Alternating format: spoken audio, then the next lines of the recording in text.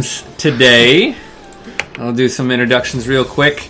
It's going to be Everest on Morgana, not so Sid. I was going to say not so Sid, but not Sid on Xerath, Dirty Slander on LeBlanc, SpongeBob Tampax playing Karthus, and not so Scotia on Fiddlesticks. Yes, and in the right corner we have C3 surround sound on the arcade Sona, right Aphic on the Graveyard Zyra, or I think that's what it's called, Riot Aether on Steel Legion Lux, right Bacon Hawk on Weather Lady Janna, I forget the name of that skin, and Riot Squid Nox on Snowday's Ziggs. Yep, and I'm ready for some serious back and forth. Look at these support items coming out for Riot side. They almost all ran support items with one chalice right there. Yeah, and this is something that Riot has traditionally done with Mage Madness over the last few weeks. Like, they would always start chalices in Mage Madness because of the magic resistance it gives you on top of the sustained damage. You're not going to run out of mana in a game mode where mana is critical to you functioning. Maybe they're just going for the big late game. Maybe that's their plan right here, is they're going to get the support items and they're going to go for a late game and see if they can just draw this out until their items are just superior to their teams. Absolutely. And I wouldn't entirely call Athens and Holy Grail a late game item. It doesn't have necessarily the best AP in it, but it is there for constant damage output, especially on a map where there's no blue buffs. You kind of rely on that mana regen, and you get a little bit extra just from being in the Howling Abyss, but it's not really enough to sustain you, especially if you're someone like Sona or Lux, who is just always constantly using these high cost abilities compared to your total mana pool. They're going to run you out really quickly, especially if someone gets caught and they need healing. See, the big thing here is, though, with an Ancient Coin, every minion kill, you're going to get gold, whether you get it or not. Whereas with a Frostfang or a Spell Thief's Edge, you have to actually auto-attack the other champions, and there is going to be a root on a Bacon Hawk. Big damage coming across from Dirty Slanderer, getting a Dark Shield to get in there a little bit closer. But the passive being popped and the gold being picked up by Aether right there. But as I was saying, with the Spell Thief's Edge, you can't last hit if you want to get the auto attacks for the gold. So the only person people that can really last hit here are Zyra and Janna. And Janna also running her own Ancient Coin. So now, to be fair, with the exception of Ziggs, the Ancient Coin is on people who are going to be doing a lot of the wave clearing. You have Lux, who I agree with you. It is an odd pickup because Ziggs is the one on that team who's going to be doing most of the wave clear. Bacon Hawk's taking a lot of skill shot damage and almost going down there, but Aether is there. Sorry, not Aether. C3 Sound is there to heal him up and. Well, too much bacon will bind you up, and Morgana's showing us why. Of course, the light binding just missing, and that crow. Like you're saying, it does a lot of good work here in ARAM, not ARAM, Mage Madness, where not only does it silence you, which of course it's great against mages in general, but I mean the damage, especially when it's maxed early, it just does so much. Yeah, we're really waiting for that level 6, and that's when these fights are going to break right out. I will say that Riot's doing a great job with shields. Absolutely, and that's something else that they've tended to stack in previous Mage Madness games. They almost always have a Janna, almost always, and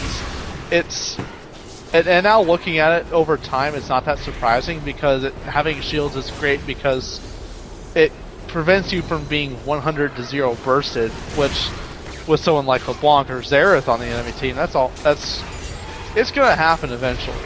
But the shields between Lux and Janna just stop that in its tracks so easily.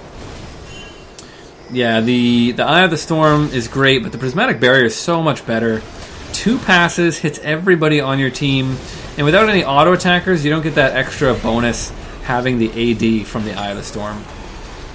Absolutely not. But, I mean, auto attack still Oh, can there's a happen. fear on the Bacon Hawk. Here comes the binding, the full combo. A barrier will come out and a flash. SpongeBob Tambax can actually flash in, give up the first blood, but going to pick up Sona in a revenge kill right there. LeBlanc grabbing that one. Nova Scotia backing up. Everybody on Riot very low, but they don't manage to get any more than just 1 for 1.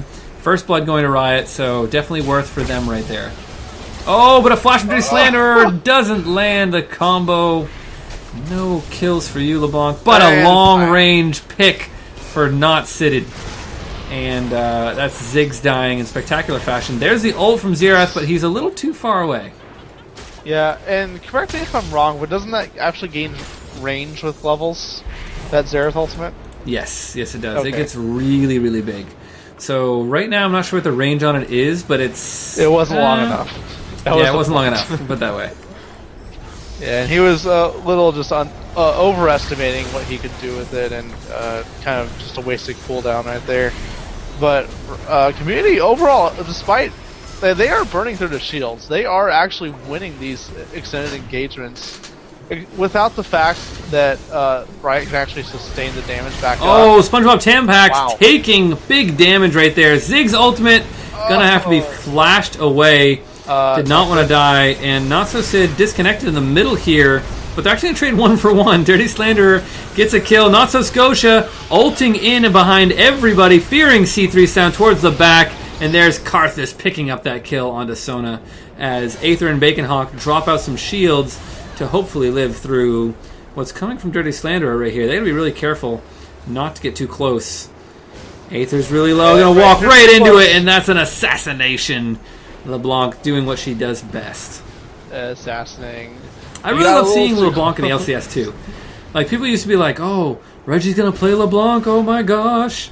Back in Season 3, and now Season 4, everybody's like, well, LeBlanc's still on the table. That's a really good champion. Yeah, I one missed for one the trade. point where it was just like the kind of a troll pick at first, and then everyone just started banning it away from him, and I didn't know why. They were banning it away from before he even played it. Really? Yeah, he hadn't even played it in the LCS yet, and they were banning it away from him, probably from scrims. Ooh, good job. Perfect skill shot from Aethic there, picking up that kill onto LeBlanc. I guess it is a kind of a mind game there. If you're playing something in scrims and then you bring it, you're not bringing it to LCS, it's kind of like Kassadin. It's always there in your mind. You think of it, so you're scared of it.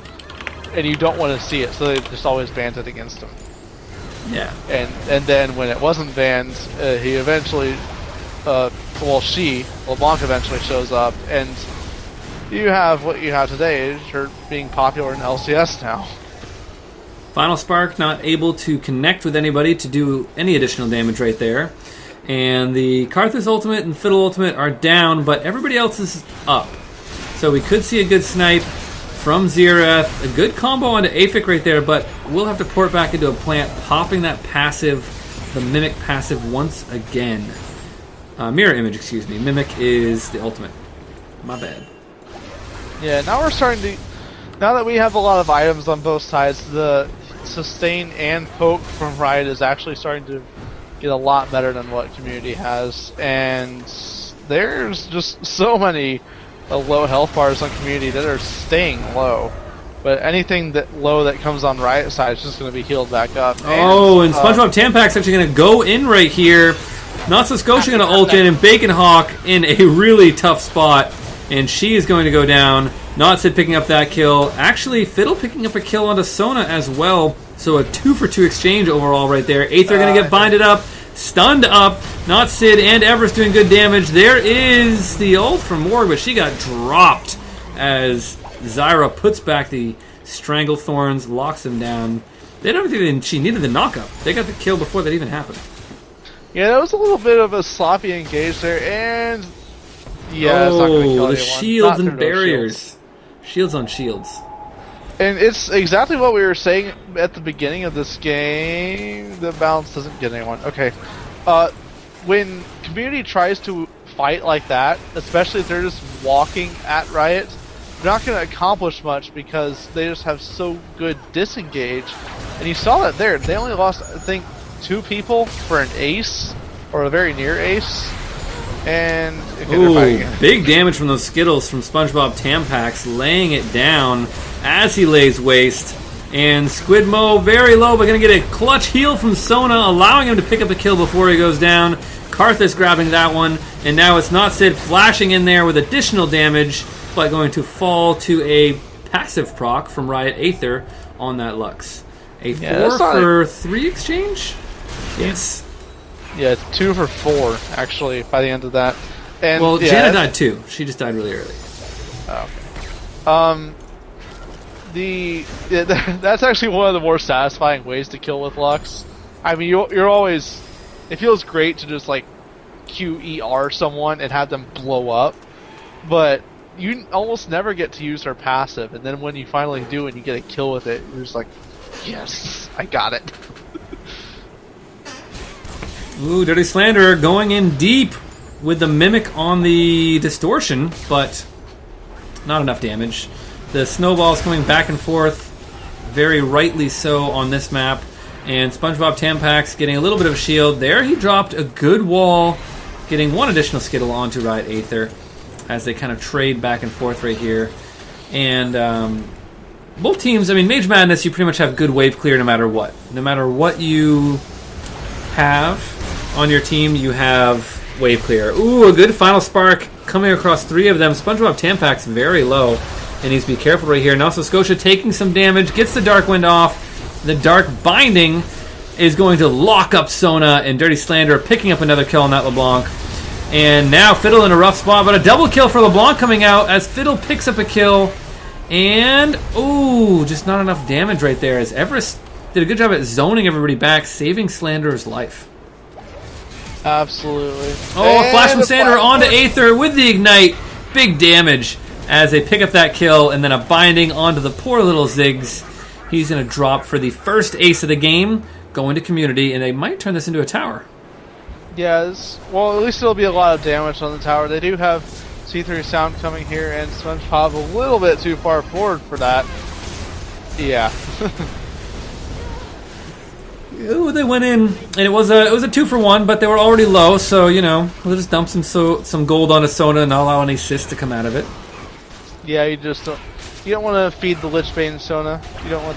Actually, there's not even a Lichbane coming out. Sad to say. But... Ooh, Nova Scotia going to get some damage in there. Not enough follow-up onto the Terrify. As Squidmo... There's the Karthus ultimate, but they have Barrier still left from Baconhawk. Who's going... And a Monsoon. And a Monsoon to top everybody back up. Nova Scotia needs to be careful. Going to hit with a Light Binding here, but a good silence going to stop them from following up onto the CC. The best way to stop any mage from trying to kill you is just to silence them. That's oh, Dark Binding almost landed. A lot of the reason that Community actually won that last fight with just with the clean, well, not clean ace they got, but almost clean. Jana was actually picked off at the beginning of the fight, and a lot of their peel and disengage was gone early, and it kind of prevented Riot's team from doing what they designed it to do. Yeah, they still had shields, yeah, they still had Zyra for disengage, but the big part of it was Jana, and they just couldn't use it. And wow. Ooh, the poke down in the final spark, finding a target, ending the life of LeBlanc. There'll be no more distortions, no more mimic, and that... it looks like they're going to push hard on this turret right here. You gotta be careful though, because here comes the Crow Storm. Nova Scotia jumping in there, but gets rooted by a random root at the same time as Xerath starts laying in the damage from very far away. SpongeBob gonna jump in here, dropping some skills down. Aether gonna eat some of these. He might get the kill. He needs one more and does not get it to land. The shield's unnecessary in saving him because it was just so close. Karthus ult. Karthus ult. Oh no, he already used it. Nope. It is almost back up though, and you're really seeing just how effective Riot has proven these shields to be in ARAM or Mage Madness. I keep calling it ARAM. It's the ARAM map. Dang it, not Howling Abyss. But the Mega Inferno Snowman head picking up a kill right there. Slanderer chunking people down to half health every time that that LeBlanc gets a combo off. SpongeBob Tampax looking pretty angry. There's a Stranglethorn. He's actually just going to run in here, die, lay down all the Defile damage, and Riot Aether is going to fall as well, and that's going to be a double kill for Karthus in the suicide mode Karthus right there. He got a double kill. He got that double kill without even using Requiem, and it was off cooldown there. And that just surprises me. He is...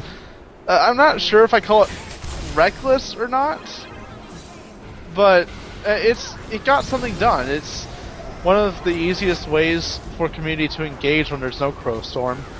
Not Scotia trying to heal off of a champion. Yeah, taking way too much poke right there. Not worthwhile. Didn't net any HP on that exchange right there.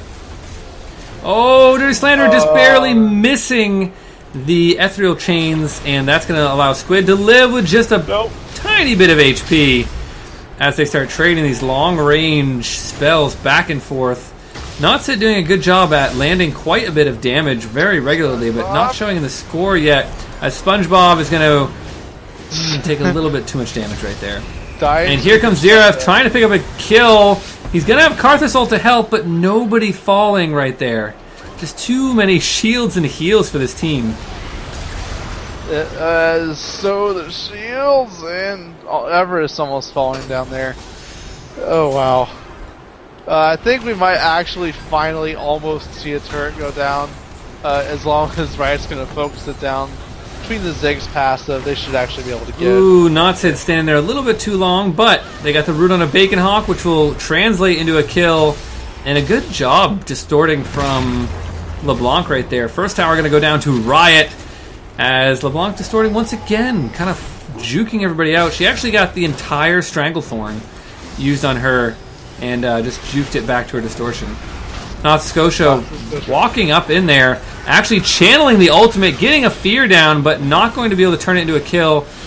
Oh, well, I guess Morgana will follow up and get some of the damage down that's needed. Right there, a flash from Dirty Slanderer as the double distortion comes out, and she gets back so far back to safety after picking up that kill in Ziggs. One thing I've noticed a lot, especially today, just watching all the LeBlanc plays, is that the really good LeBlancs know how to manage the second active on the distortion. They make it look like you're really threatening them.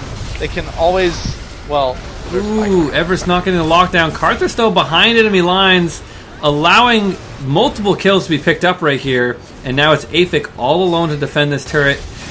Nope. Karthus, another double distortion as she goes back and gets killed right there. By the plane. Accidentally hitting the button. I don't even know. She would have gotten hit by the turret hits anyway, so she was kind of in trouble right there.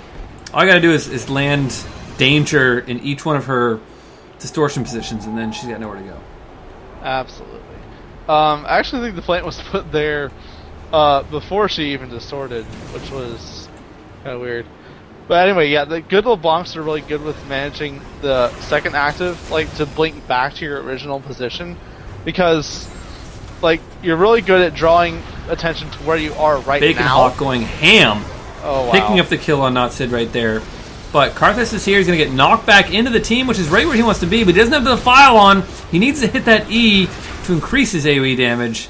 And instead, he's actually just going to walk out of there. I thought there'd be a lot more damage coming down on him. Absolutely. I'm really surprised the Defile wasn't running there. It's not like he had no mana. It was pretty much full.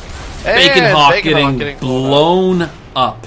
That is extra crispy right there as SpongeBob Tampax gets clipped by the back end of a Mega Inferno Bomb. C3 Sound going to get bound up right in range of the Skittles. She's going to fall down, and they're just trading kill for kill right now. 27-33. Riot's actually ahead by about 4,000 gold, almost 5. They're still not able to turn that into more than one tower, though. No, not even. Well, actually, Lichbane on Ziggs now to complement his short fuse passive that does more damage to turrets. Light biting and a laser not quite finishing off, not so Scotia. But it will push him back away from the turret, and still without Zonia's there to help him out with his ultimates. Another blow up for Dirty Slanderer, walking back into a plant to end LeBlanc's life. And there's a Stranglethorn knockup. Not So Sid getting hit with the full combo and a bouncing bomb to finish him off. As SpongeBob Tampax tries to lay some waste to all these minions and champions just hanging out in the mid lane here. Yeah, and there goes SpongeBob.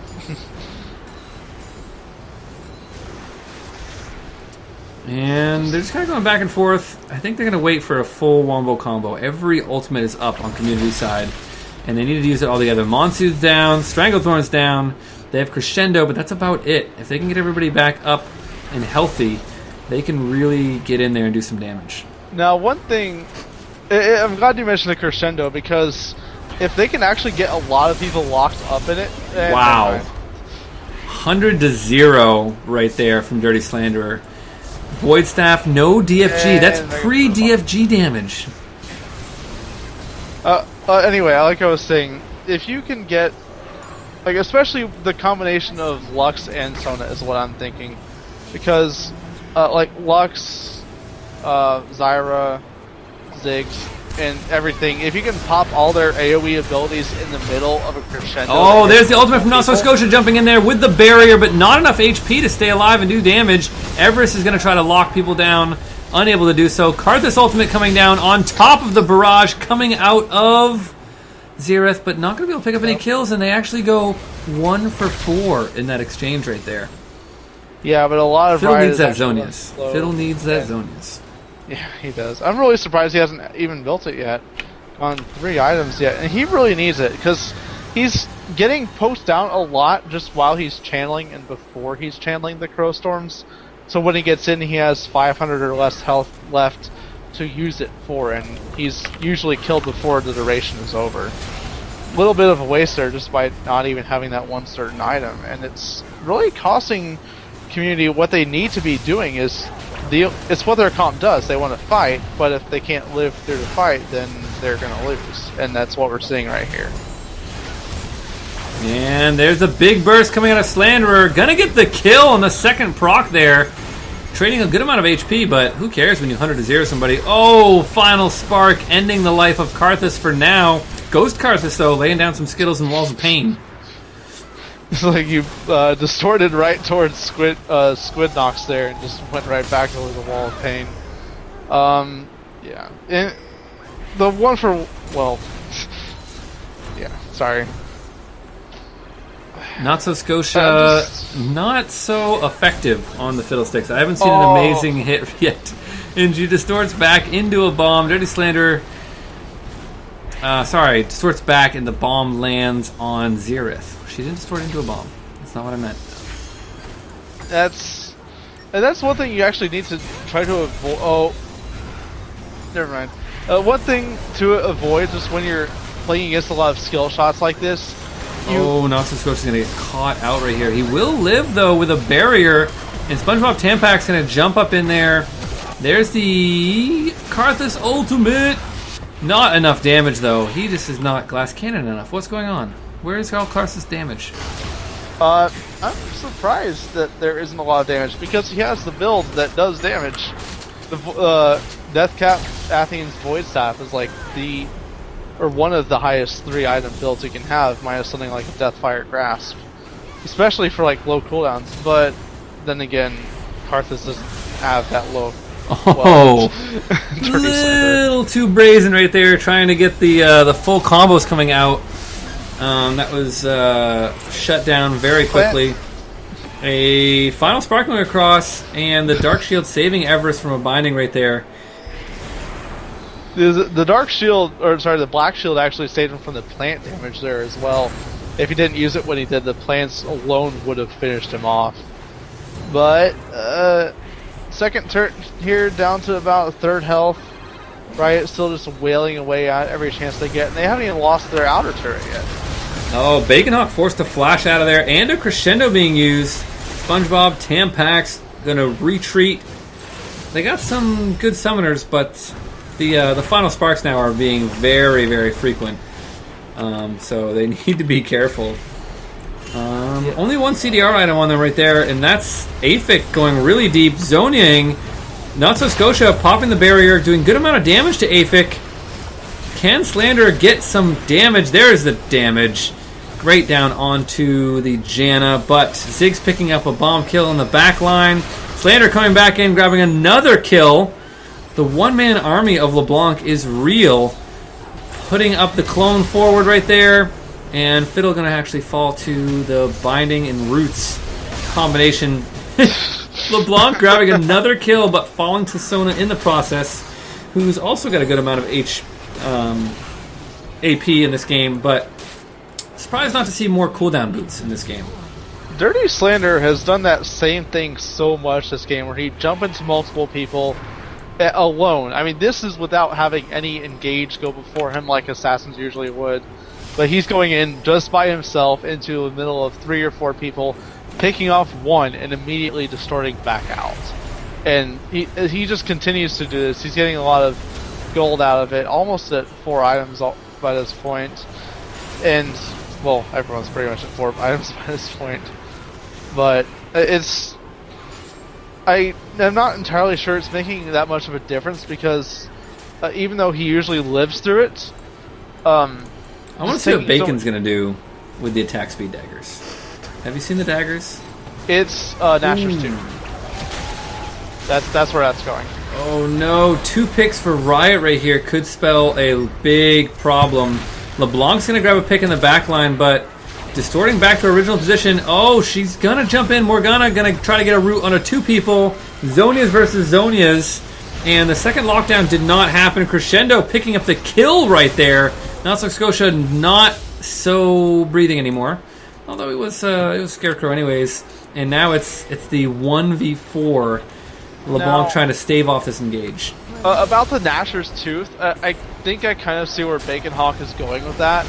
You have a lot of auto attack damage that he's trying to get in. You have the Eye of the Storm adding AD, you have the Lich Bane, and then you have the Nashor's Tooth add 2 separate AP ratios to your auto attacks. So even though auto attacks aren't like really prominent in Mage Madness, it's adding a little bit more damage that's kind of invisible. And Riot Aether, he wants to finish off the Nexus, but here comes Crow Storm, and it's actually going to be a good one, picking up 1 kill, picking up another kill, getting the shutdown, but that is going to be the end of the tower from a Lich Bane. Sorry, the end of the Nexus right there from the Lich Bane. And Riot's going to win this night, going 2-1, but some pretty close games coming out there. Actually, both games they won were fairly close, and I consider this to be one of them as well. Oh yeah.